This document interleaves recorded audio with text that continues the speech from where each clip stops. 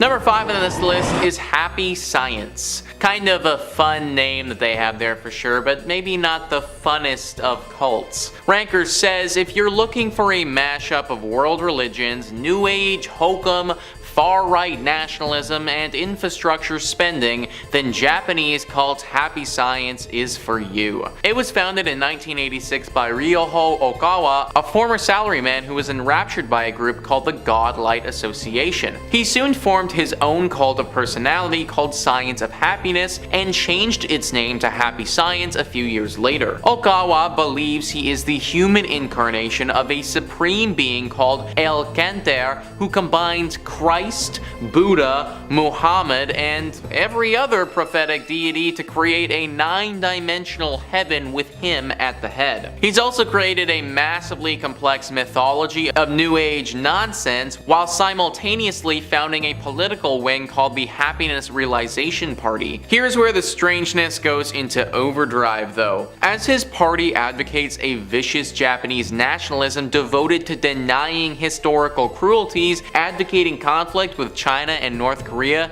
and rebuilding Japan's infrastructure. The group claims to have 12 million members around the world, has a multimedia arm, and enjoys tax-exempt status in the US. So basically, if it was up to this group, Japan would be invading China and North Korea and probably well on its way to starting World War III. So yeah, definitely not one that you want to be a part of because that could obviously get very bad very quickly. Not to mention you need to worship this dude who believes that he's the human incarnation of all these cool people. I mean, if he actually is the human reincarnation of all of those people, then that's freaking awesome, but come on guys, I think the likelihood that this dude is Jesus as well as Buddha is pretty low. Next up at number 4, Raëlism. One of the most notorious cults in modern history, Raëlism began in 1974 after a Frenchman named Claude Vauquelin claimed he'd had a vision of an alien spacecraft descending over southern France. He said that the craft was filled with strange beings that told him humans were the only hope for the future of the universe, and then handed him a Bible. Apparently, he was there for over 6 days, and the head alien, coincidentally named Yahweh,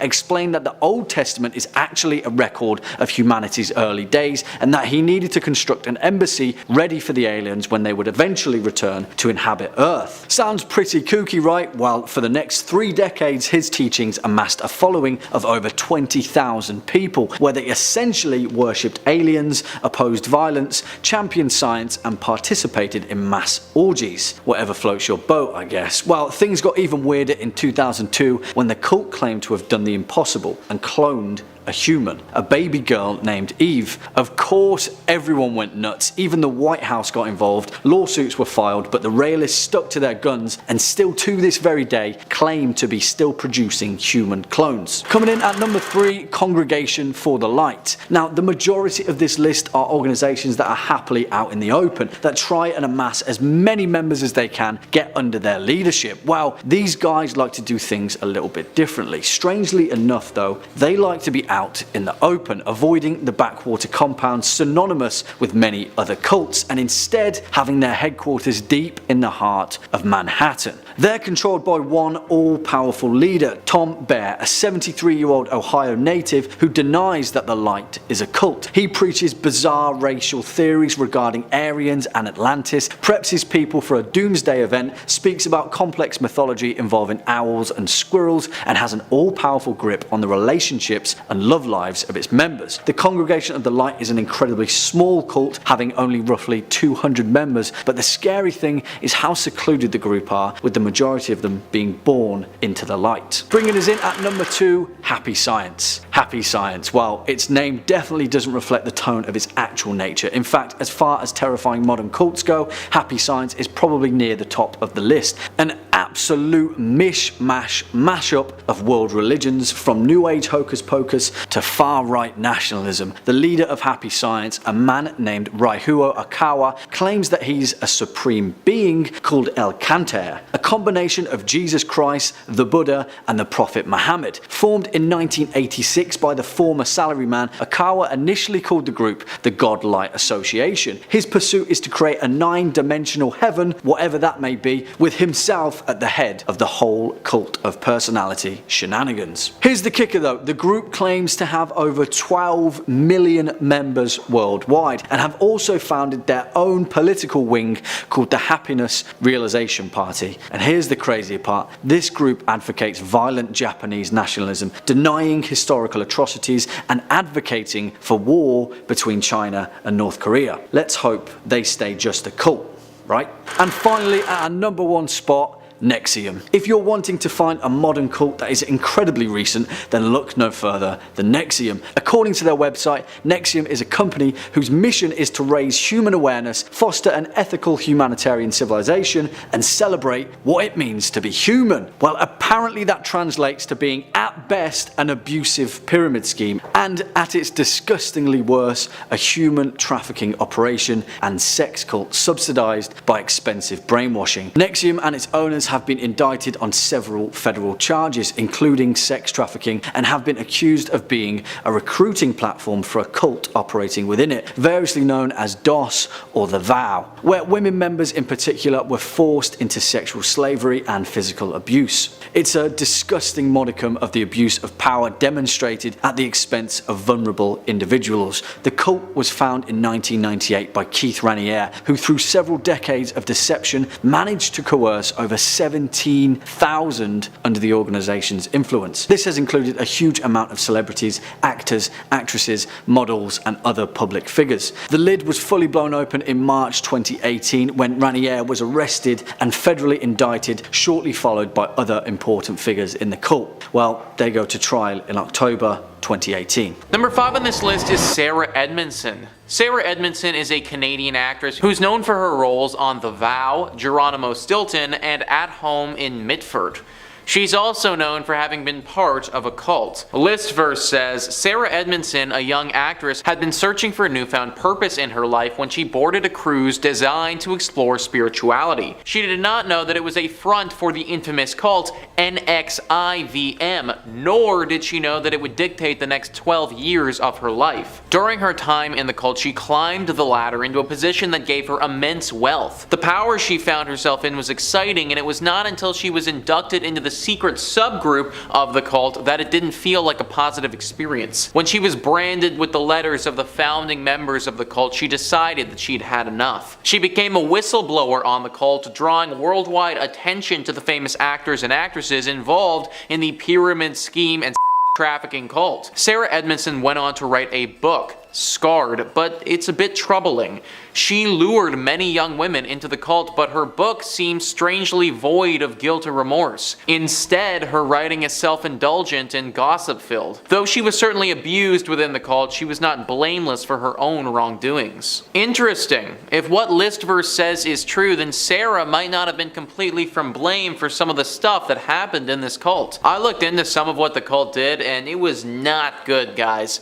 This cult was rotten to the core. The founder, Keith Raniere, finally got his though. He was recently sentenced to 120 years in prison. Number 4 on this list is the Brethren. Yeah, so joining this cult really would just be the worst, guys. You just need to give up so much to do it. Ranker says, also known as Body of Christ and Garbage Eaters, the Brethren are an apocalyptic offshoot of the 70s Jesus movement, eschewing worldly possessions and earthly pleasures to purify themselves for the coming end of the world. Brethren members essentially live as vagrants, doing odd jobs to survive, eating trash, avoiding bathing and medical treatment, and giving whatever money they do make to the group. They also forbid dancing and laughing until the return of Jesus, bar members from communicating with family, and forbid contact between binary genders. Group founder Jim Roberts passed in December 2015, leaving the future of the secretive of cult unclear. You literally need to give up everything in your entire life to get ready for when Jesus returns. I just don't get this one, guys. Like, maybe it's because I'm not part of this cult, but I guess it isn't clear to me why Jesus would be angry that you have earthly possessions. Like, what does he have against you having the occasional knickknack, you know? Also, there's the whole thing where you literally need to eat garbage. I don't think that they're joking about that, guys. Like, you will be eating scraps if you join this cult. Never having a warm meal again, that's about as terrifying as it can get. Number 3 on this list is the Fundamentalist Church of Jesus Christ of Latter-day Saints. You guys might be familiar with this one right now, as it's currently very popular. Netflix just released a documentary about this cult, so if you want a more in-depth summary of what went down,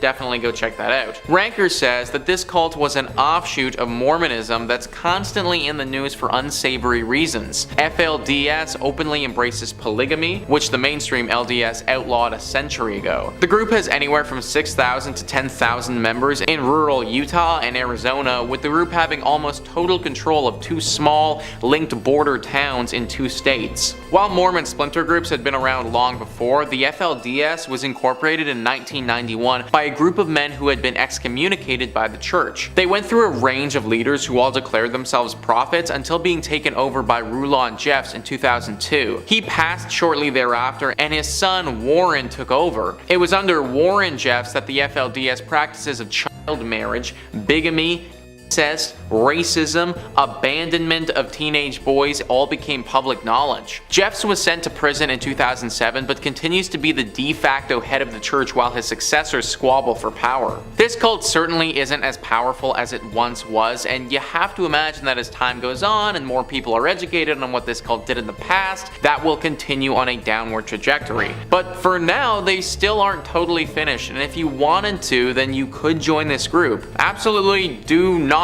do that though, because these people get up to some very weird and often illegal things. Like, the leader was literally sent to jail and is still there rotting away. I would not want to get myself into a situation where I'm anywhere close to the people that support that guy. Number 2 on this list is the Nuwaubian Nation. This one is absolutely nuts, guys, so strap in. Ranker says, formerly known as the United Nuwaubian Nation of Moors, this is a cult of personality based around founder Dwight York, combining Christianity, ancient Egyptian iconography, African rituals, and a belief that aliens are coming. The nation believes that 144,000 chosen people will be taken away in a flying city, spirited to Orion to prepare for the final fight against Satan. Shockingly, York's mishmash of New Age concepts, black power militancy, and ancient Egyptian religion caught on in both the hip-hop community and in rural Georgia, where York built a massive compound made with donated funds. York's mythology grew, incorporating cloning, racial theory, cosmology, anti-government conspiracies, and linguistics. Even as the cult grew, York was under investigation, and he was finally detained in 2002 for running a massive human trafficking ring comprising as many as 1,000 individuals. He was sent to prison for life and his compound was seized and demolished. The group still exists, though in much smaller numbers. If we just ignore all of the human rights violations for a second, which we shouldn't by the way, but let's just do it anyways for one moment, then at the best possible case scenario, you join this cult and then dedicate your life preparing for a battle with Satan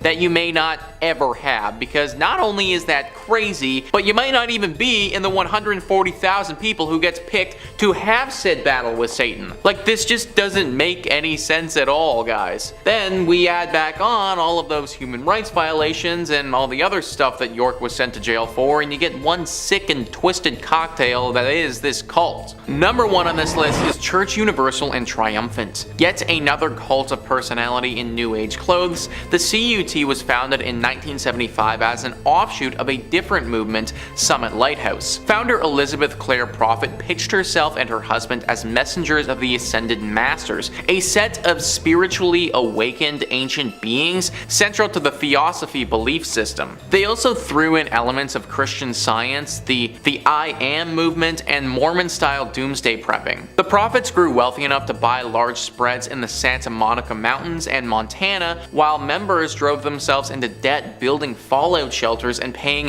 huge sums of money to reserve a spot in the post-nuclear conflict society. The church was also accused of making illicit straw purchases illnesses and of using sleep deprivation against members who attempted to leave. In ill health, the prophet retired in 1999 and passed 10 years later. Since then, the church has gone through legal problems and succession squabbles, but members still meet on a regular basis. So yeah, just join this cult if you want to potentially get tortured from sleep deprivation. Oh, and while we're torturing you, we're also gonna take all your money and invest it into some underground bunker that you'll probably never use. If that doesn't sound like an excellent use of time and money to you, which it probably shouldn't, then I really wouldn't recommend joining this cult. Kicking off at number 5, we have the Church of Bible Understanding. Founded in 1971 by Stuart Trail, this communal organization was originally known as the Forever Family at its home location of Allentown in Pennsylvania. It gathered steam in the late 70s after moving its headquarters to New York, where it developed a controversial network of churches and communes and amassed over 100,000 members at its peak. Bizarrely enough, Trail's motive was to encourage members to break off contact with their families, forcing them into their communal lifestyle and working essentially as free labour for a number of businesses. These included a carpet cleaning business and a used van venture. The group has been accused of being a cult on numerous occasions, and it's suspected that their leader, Stuart Trail, became a multi-millionaire from the exploitation of young, vulnerable adults. In later years, after a string of controversies, its members dwindled to a few hundred, but recently in 2013, the church was accused of gross misconduct at a number of their orphanages in Haiti, despite claiming to spend $2.5 million on their upkeep annually. Number 4 on this list is Brielle Decker. Brielle's story is one that is truly moving. Brielle is a true hero.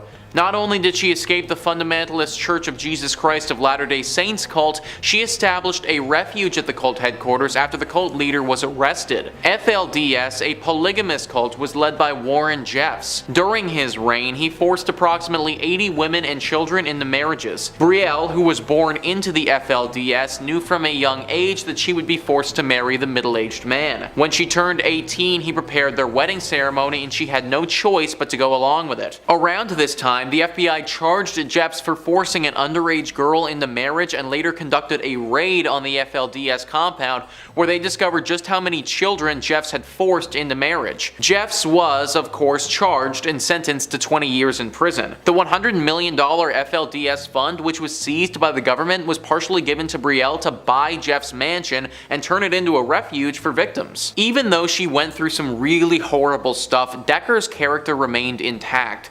And now she's taken the experience that happened to her and turned it into a way to help all the others who were affected.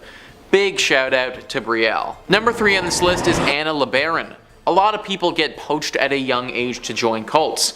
It's pretty easy to do that poaching if you can start from birth. LeBaron's father, Ervil, was the leader of a cult that's been linked to over 20 murders. Her father had 13 wives and over 50 children between them all. Anna, in the book that she's written called The Polygamist's Daughter, details how she and the other children were made to feel isolated and were forced to work 12-hour workdays. Her father was wanted by the FBI for organizing the murders of over 10 people. He was eventually captured, but even after his capture, his followers continued to kill. He had made a master kill list and his devout troops were following it. Luckily, at the age of 13, Anna was able to escape with the help of her sister. She went on to go to college and live a relatively normal life, which is kind of crazy to think about considering how her existence started. Number 2 on this list is Clary Ashman. Clary, as many followers of cults are, was poached at a young age and just found herself involved in something that she never wanted to be a part of. Listverse says Clary Ashman grew up in the very traditional Catholic society of St. Pius X. When she left her family and started life outside the strictly Latin faith, she was confused and unsure of herself. In many ways, she was clueless and uneducated by her family. That explains why, when she turned 15, she was not aware that it was creepy for a 27-year-old man to show interest in her. Unfortunately, without healthy relationships for her to learn from,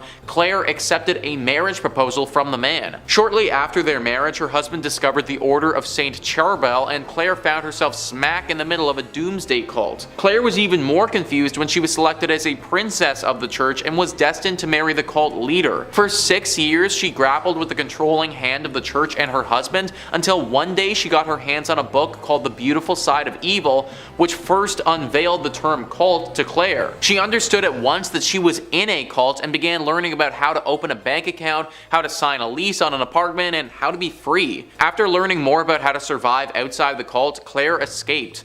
She now hopes her retelling of her experiences can help other women find a better life. Imagine getting married to this guy who basically groomed you from when you were 15 and then getting told that you're actually gonna get married off to some other dude. Meanwhile, you have no idea what a bank account is or like actual real life is. It's so good that she found that book and was able to realize that this isn't how life is supposed to go. I can't imagine how bad things would have got if she had never found it. And finally, number 1 on this list is Rebecca Stott. Rebecca is once again another story of someone being born into this and just thinking that this is what life is like until finally being told otherwise. List first says, author of In the Days of Rain, A Daughter, a Father, a Cult, Rebecca opens up about her upbringing. She and her families were members of a religious cult, the Exclusive Brethren. In an interview with NPR, Rebecca stated that rules were enforced with intense interrogations about your sins and that punishments would often include isolation that could go on for weeks. Rebecca details the anger she was forced to bottle up and how silent she was forced to be around men. When the cult leader, Jim Taylor Jr., was found sleeping with a young married member, the entire cult ruptured. 8,000 members left the cult, including Rebecca's family. But that did not mean her hardships were over. Rebecca described the overwhelmingness of the outside world with a sense of vertigo. All the rules of her old life spun around as she took more and more steps away from their binds. It took a very long time for Rebecca to grow less shell-shocked by the world, and to this day she cannot bring herself to open a Bible, which makes a lot of sense. By the time Rebecca was just 6, she had undergone at least 3,000 hours of forced Bible study. Being born into something like that must be so hard. I imagine that she's dealt with feelings of inadequacy her whole life. Also, getting shoved inside an isolated room for time if you misbehaved is pretty whack, guys, and not something that anybody should want to be a part of. Very glad that Rebecca managed to make it out with her life still left to live.